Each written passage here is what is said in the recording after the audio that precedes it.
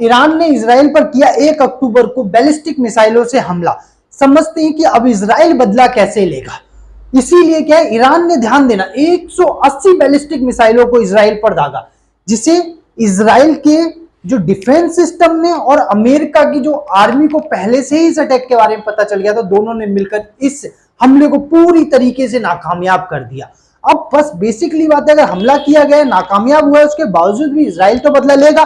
Next number, अगर ये video अच्छी लगती है चैनल को सब्सक्राइब कर लेना, क्योंकि हमारा वॉच टाइम पूरा कंप्लीट हो चुका है, बट उसके बावजूद भी सब्सक्राइबर पूरे नहीं हुए हैं। तो हम चाहते हैं आप जल्दी से चैनल को सब्सक्राइब करके सब्सक्राइबर भी पूरे कर दे, और उसके साथ बेटर से बेटर वीडियो आपको हर जो करंट इशू हो उस पर मिलती रहे। आगे देखते हैं, जब ईरान के 180 बैलिस्टिक मिसाइलें क्या है, इजराइल और अमेरिका ने क्या कर दी, विध्वंस कर दी।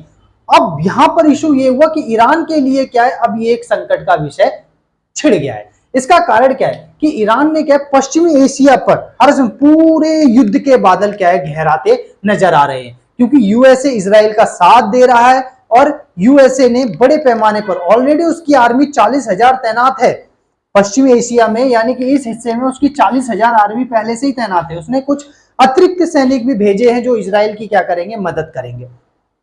अब यहां समझते हैं कि इजराइल की मदद के लिए उसने अतिरिक्त सैनिक भी भेजे, ईरान को चेतावनी दी है कि इजराइल के ऊपर सीधा हमला, उसको क्या है, गंभीर परिणाम भुगतने पड़ेंगे। अब यहां समझने वाली बात है कि इजराइल ऐसा क्या करेगा, क्योंकि ईरान पहले भी क्या है 13 अप्रैल 2024 को अटैक कर चुका है इजराइल के ऊपर, जिसे अमेरिका ने और इजराइल के डिफेंस सिस्टम और जॉर्डन ने मिलकर उसको विध्वंस कर दिया था। उस पूरे मिसाइल जो क्या बोलते हैं अटैक था, उसको पूरी तरीके से फेल कर दिया था।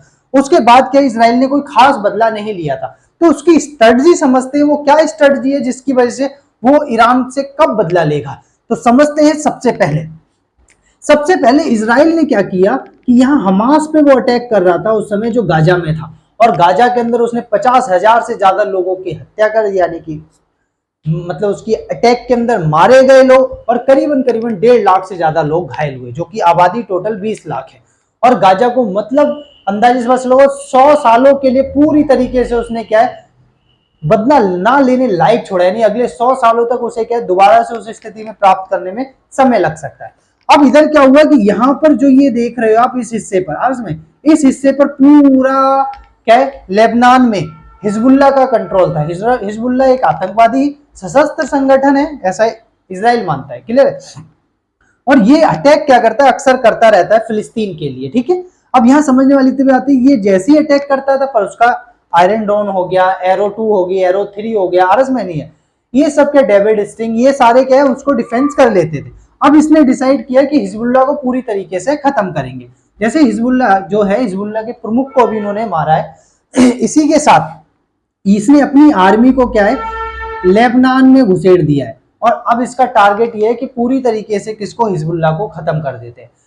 इजराइल 2 मोर्चों पर लड़ने से बचना चाहता है। पहला मोर्चा ये कि अगर देखो उसने यहां पर अटैक किया हुआ था, तो देखो वो हिजबुल्लाह से युद्ध नहीं कर रहा था, क्योंकि उसे पता है कि 2 मोर्चे पर लड़ाई है, तो भारी भी पड़ जाएगी और मैं फंस भी सकता हूं इसके अंदर, ठीक है। अब इसी वजह से देखो, हिटलर भी इसी वजह से फंस गया था, 2 मोर्चे पर उसने एक साथ क्या है, लड़ाई लड़ी थी। अब वो ऐसा चाहता नहीं, इसने पहले नंबर पे देखो गाजा को निपटाया, अब ये किसको निपटाना चाहता है, हिजबुल्लाह को। जैसे हिजबुल्लाह को निपटा लेगा, उसके बाद ये नंबर लगाएगा ईरान का। मे भी चांसेस ये भी छोटा मोटा बदला लेगा, जिससे लोगों को लगे कि भाई इजराइल ने बदला लिया। अगर ईरान इधर से अटैक नहीं करता है कोई बड़ा अर्ज में, तो उस दौरान क्या इजराइल अभी अटैक नहीं करेगा, बट इजराइल कब अटैक करेगा, जैसे ही हिजबुल्लाह को निपटाता है। क्योंकि जब तक ईरान अगर निपटता नहीं है, यानी कि ईरान जब तक इजराइल के कंट्रोल में नहीं आता है, इजराइल को मान्यता नहीं देता है, तब तक क्या है, इस हिस्से में ईरान सुरक्षित महसूस नहीं हो सकता। क्योंकि जैसे उसने हिजबुल्लाह को खड़ा किया, हमास को खड़ा किया, यमन में हाउती को खड़ा किया, अर्ज में ऐसे ही वो किसी और संगठन को खड़ा करेगा, समर्थन देगा उसको। इसलिए वो ईरान से भी अब निपटने के मूड में नजर आ रहा है, क्योंकि उसने एक ही साल में 2 बार हमले किए हैं, वो भी बहुत बड़े बड़े हमले किए हैं। अब यहाँ समझने वाली बात ये कि इसके लिए उसे क्या है, अमेरिका का समर्थन भी चाहिए होगा, क्योंकि ईरान की जो सैन्य क्षमता है वो देखी जाए, देखो यहाँ ये दोनों बहुत दूर है, तो टैंक काम नहीं आने वाले। इसके पास करीबन 1300 टैंक है, इसके पास 1900 टैंक है, तो ये टैंक खास लड़ाई में काम नहीं आने वाले। ज्यादातर जो लड़ाई में काम आने वाले हैं वो लड़ाकू जहाज आने वाले हैं। इसके पास करीबन 241 लड़ाकू जहाज है, जबकि इसके पास 190 के अप्रोक्स है। तो ये लड़ाकू जहाज इसे मदद करेंगे, ऊपर से ईरान, वो क्या नाम है, अमेरिका इसको सपोर्ट करेगा अर्ज में, और ईरान को मे भी कोई भी देश ही होगा जो सपोर्ट कर पाएगा, क्योंकि ऑलरेडी यूएसए जो क्या नाम है तुम्हारा रूस है, रूस ऑलरेडी यूक्रेन से लड़ रहा है। ऐसी सिचुएशन में जैसे यूक्रेन के मामले में अमेरिका नहीं घुसेगा, वैसे रूस इस मामले में नहीं घुसेगा, हथियार दे सकता है, मे बी चांसेस ये है। तो देखते हैं आगे क्या है, इसराइल किस तरीके से क्या है ईरान से बदला लेता है। पर ये कंफर्म है कि इसराइल बदला लेगा ईरान से बहुत मजबूत तरीके से।